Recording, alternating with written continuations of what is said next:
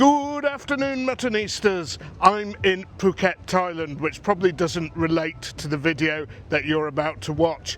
I made too much footage. The videos would be 2 hours long if I actually made them as whole videos in each location I visited. So I've broken them up into 20-25 minute chunks, maybe even less than that. So I hope you enjoyed the video and we'll pick up the action wherever I happen to be at the time. But Muttonistas, what a great Asian tour this is. Enjoy the video.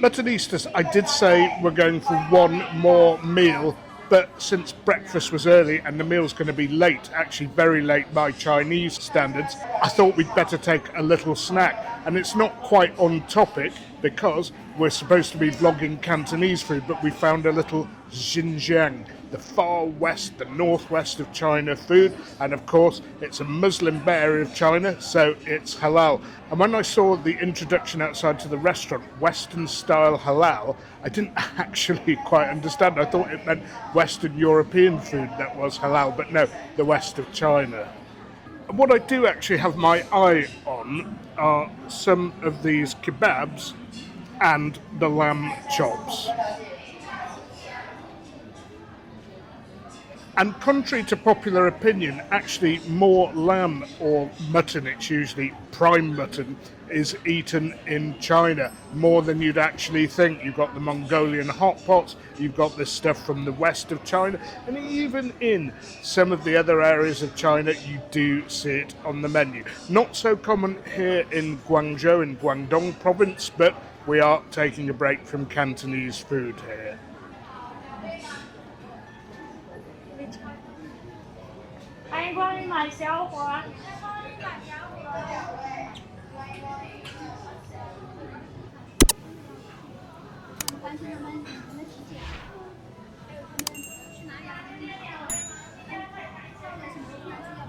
And of course, being halal, it does actually mean halal. A lot of halal Chinese restaurants do serve alcohol, usually beer or white spirits, but here none of that. Really halal, although Jimmy does tell me that you can bring your own alcohol if you wish, in the very unlikely event that you find yourself here. I don't even know which mall I'm in, to be honest. I've been told that the tea has got sugar, lemon and mint. If it's very sweet, I'm not going to like it. And a lot of the tea you get in Muslim countries, they do like a lot of sugar in it. So let's see anyway. It's not massively sweet. The primary flavour I'm getting is lemon and mint, but it is a little bit sweet, so I might either pass on this or go easy on it. Right, here we go.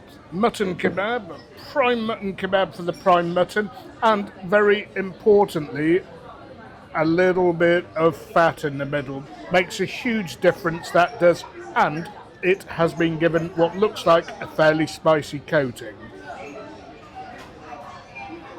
So the coating is a little bit spicy, not wildly spicy, but it is very flavoursome. I wouldn't say it's exactly melt in the mouth, but it's not tough as old boots either. I've had these in a lot of places, a lot of parts of China, and I really do like them.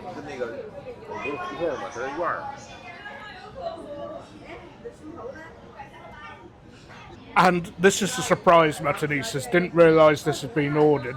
It is completely off topic. It's not Chinese in the slightest. I don't think it's Xinjiang in the slightest. Possibly a popular dish there. It's a pide, which I brought to you from my trip to Trabzon in northern Turkey, also in Istanbul. It's like a Turkish-style pizza, very similar to stuff you can get in Georgia as well. I've forgotten the name of that, but it's usually a flatbread filled with cheese or sometimes meat, and I'd be highly surprised if this wasn't mutton as well. Could be beef, I suppose.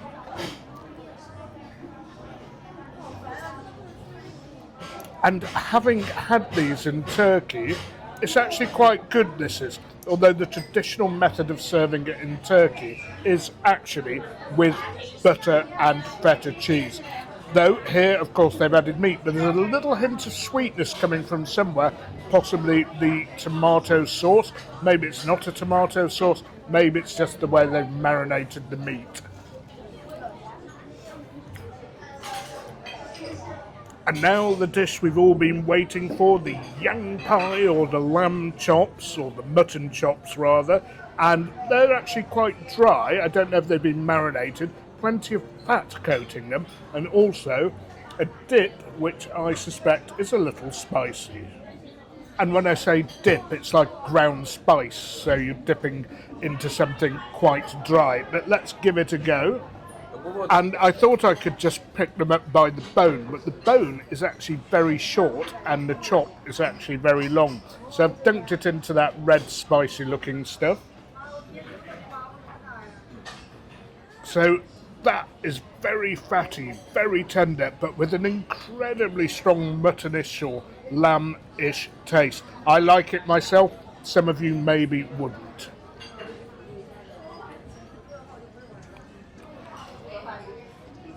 And of course, I wish I could have a glass of red wine with this, but I've got a meeting later, unfortunately, so no wine. If there's wine at dinner, I will have some.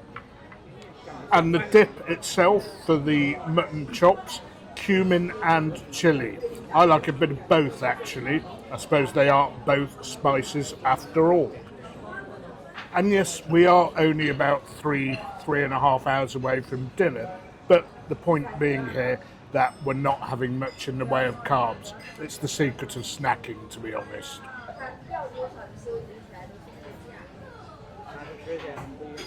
And finally, Muttonistas, the big kebab, a skewer with slightly larger chunks of mutton. Will it make a bit of a difference? I suspect the smaller pieces might be a bit tender. Yep, really flavoursome again, love the chilli coating. Okay, the smaller kebabs, the pieces of lamb were, or the pieces of mutton rather, were more tender, but this is still pretty good. And again, pretty lean meat. Whilst there is a little piece of fat in each skewer, you can avoid that if you want to. And if you're not keen on eating fat, and I love eating fat, very, very important part of the kebab and the mutton, obviously old sheep will have a high fat content. Steer clear of the chops, although I'd recommend you have them because they are so flavoursome. Anyway, Muttonistas, I'm going to finish off my kebab, and definitely the next stop will be for the final dinner.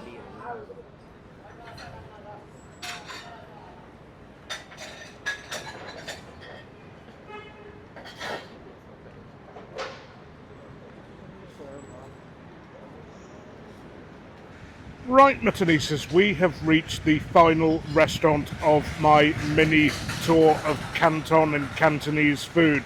Obviously, I can't bring you everything, but something quite creative they do here at this restaurant behind me is oysters. It's not just oysters, but it's the main thing. Now, I'm not going to have any raw ones here because I've got a very simple rule. If I'm not prepared to drink the tap water somewhere, I'm not going to have stuff like raw oysters, but I'll have some cooked ones for sure. Mr. Fu and Jimmy are examining the menu, and I guess I'm probably going to be surprised with what they have here. Not exactly classic old school Cantonese cuisine, but I've been assured that these oysters are very popular here.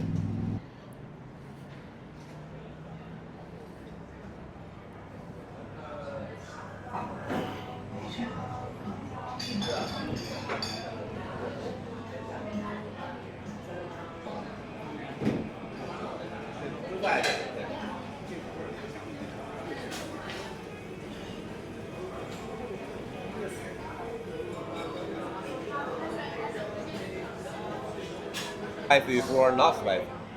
The system suddenly told.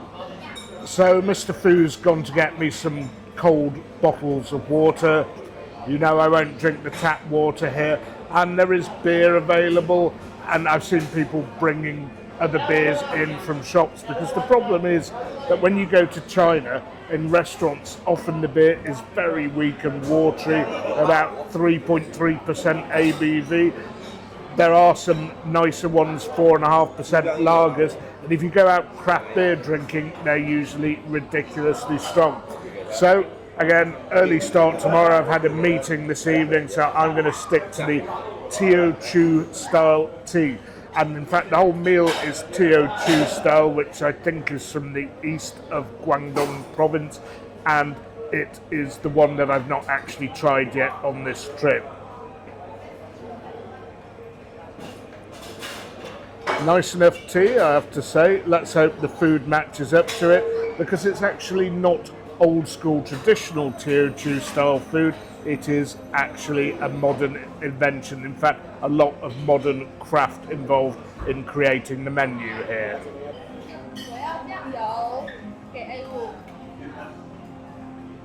So again, everything's been ordered by Fu and Jimmy by app, so I'm not actually sure what's coming. I said I'd like to try a fried rice dish, since I think it's quite a famous dish around here.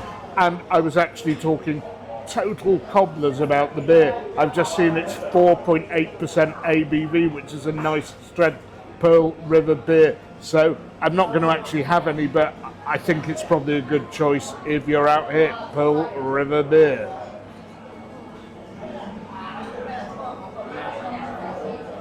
And as usual, in China, things get served up at the table as soon as they fly out of the kitchen. So we're starting with the veg first. Kong chin sai, or water spinach, sometimes called kangkong if you're in Malaysia or Singapore.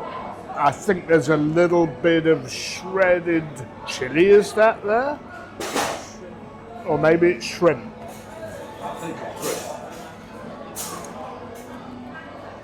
No, shrimp it is, not spicy at all. Kind of looked deceptive, looked a bit like chili. I think there was a little bit of garlic in the sauce and the cooking there, but otherwise fairly straightforward and natural. And rather oddly, a complimentary bowl of fruit arrived. I think it's melon of some sort, and there's a tomato in there. In China, well, I suppose tomato is a fruit. They do serve them up in fruit platters, which always astonishes me, but that's the way they do it. They don't use tomatoes so much in cooking here. The melon is actually a bit sharp and a little bit sour. I really like that. Is it pickled melon or something? Mango. I think it is. In fact, no, I've been told it's green mango. Now, green mango, very interesting, Muttonistas. I thought that was a bit odd to be melon. Green mango used in Thai salads a lot, and I like it. Very, very suitable for savoury dishes rather than sweet dishes. Now I understand why they brought it at the beginning of the meal. I didn't know this was actually served in southern China, this. I'm so used to seeing it in Thai cuisine, and it is actually a little bit sour, and I don't know how they dressed it, but there is a little bit, I think there might be a little bit of vinegar in there.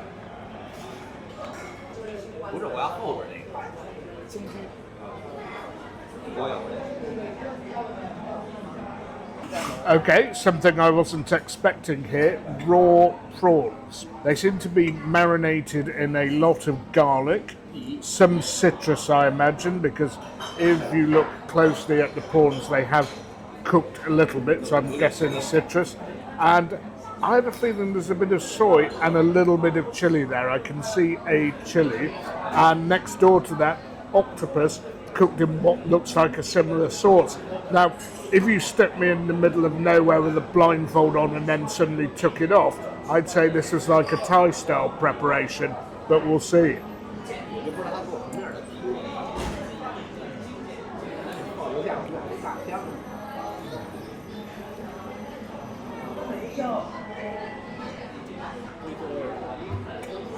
Oh yeah, those raw prawns are fantastic. Well, you know me, Muttonistas, I love raw stuff. I hope the hygiene's good here at this restaurant, because that's very important. But usually when it comes to Chinese restaurants that are busy, you can be assured of freshness and quality. So they're not so spicy, and you can taste the soy that's swimming around at the bottom of the dish. So it is unmistakably a Chinese dressing. Now, by the raw prawns and by the octopus, there seems to be a bit of lime, but I think they've gone easy on the citrus here. But we're going to try the cooked octopus and see whether that's any different. That is, I didn't realise that is actually cold. It's like a octopus salad really, but it is cooked. It's not raw, and that one's a little bit spicier and a bit more citrus involved there. I mean, the dressings, they really do look very, very similar to me, but there's definitely more about that one. I guess they can adjust the quantity of the chili by a little bit as required for each dish.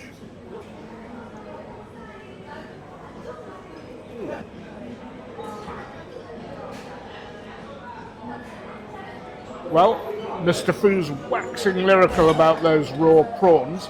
We've also got now some cooked oysters. Looked as if they were grilled with an absolute shed load of garlic on top of them. The rice dish is actually stirred, not fried, and involves grated radish, I think a bit of that dried prawn that we had with the first dish, the vegetables, and I believe a fair quantity of lard. Now, one of the problems of eating cooked oysters is that once you start cooking from the shell gets extremely hot. So I'm going to miss a bit of the goodness here. I've had to extract it because otherwise we were going to have to wait an eternity for the shell to cool down. Yeah, pretty tasty. It's Garlic City. I actually really like the Hunan style, really spicy ones we had in Changsha in the market if you watch that video. But these are pretty nice too. They're not cooked too much. I can't say they're not overcooked because for me cooking oysters period is overcooked, but for safety reasons I'm glad we're having them this way. But they do seem to have quite a high and fast turnover of oysters here, so I'm reasonably comfortable eating them.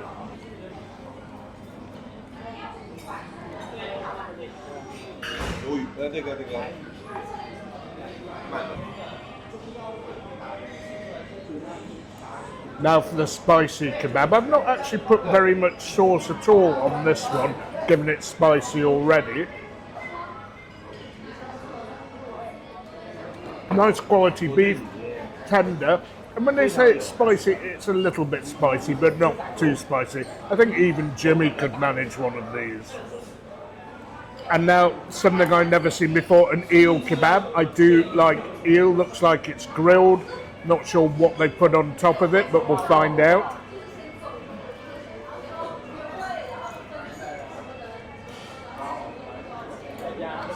Something very slightly sweet on top of the skin. The skin, very important with eel. And whilst I'm not a fan of sweetness with things, it actually goes quite well with eel. As you'd know if you've ever had Japanese sushi or sashimi involving eel. Okie dokie, on to the aubergine, and this did require major surgery involving kebab sticks and chopsticks. If ever there's a Chinese dish which needed a knife and fork, it is this. But it is swimming in garlic, and it's not like trying to eat soup with chopsticks, so here we go.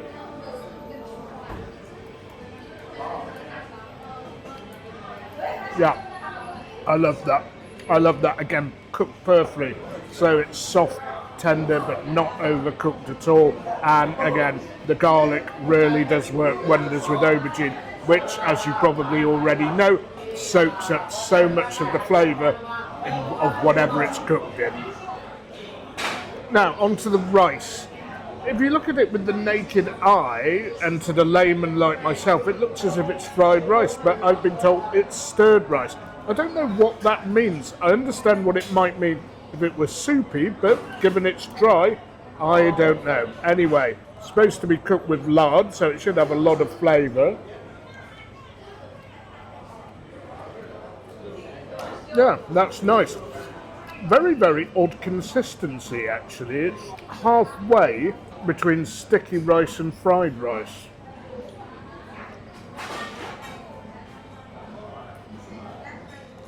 And as you'd expect, full of porky flavours, but with that little bit of crunch when it comes to the grated radish.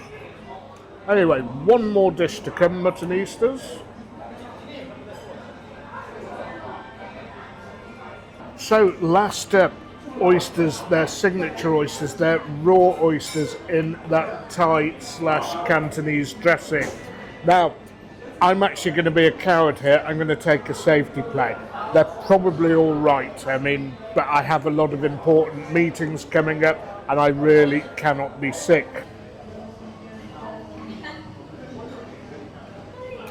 And I know that there are some who insist that oysters have to be served in a very plain way, but I think these garlicky, chili-laden and citrus-laden methods of preparing oysters are actually quite nice. It's a nice dressing. You don't have to have them plain with just a squeeze of lemon anyway. And a lot of people have Tabasco. And let's face it, that is as bland a chili sauce as you can get. Spicy, yes, but not much else going on. And I think that chili sauce looks a mile better than that, especially since I had some of it with the raw prawns. So for once, Muttonistas, I've had to leave Fu and Jimmy at the crease. My stomach has packed up its bags for the evening and declared that I did get to try everything, and what a wonderful spread. Now, this is not a classic Cantonese restaurant by any stretch of the imagination, but it does show you how creative Chinese cooking's become, and nationwide in China, all sorts of experiments like this are carried out, and I think they're onto a winner here. Those raw prawns in particular, wow. I suspect I would have been waxing lyrical about the oysters had I had them. Aubergine was great, the vegetable was nice, the kebabs were nice. Well, everything was really good, and even the beer was of a good standard. Anyway, Muttonistas, I'll have another vlog coming from Chongqing, a spicier province of China after this. Only 2 vlogs in this mini-series from China, but there'll be stuff from Southeast Asia later on. So I hope you check out those videos when they come out, but for the time being, I've got to love you and leave you again. So first of all, it's goodbye from Jimmy. Goodbye. And it's goodbye from Mr. Fu. Bye from now. See you, Chongqing. And of course, it's goodbye from me, Muttonistas. Please remember, as always, to like, to share, to subscribe, but most of all, don't forget, you can't beat a bit of mutton.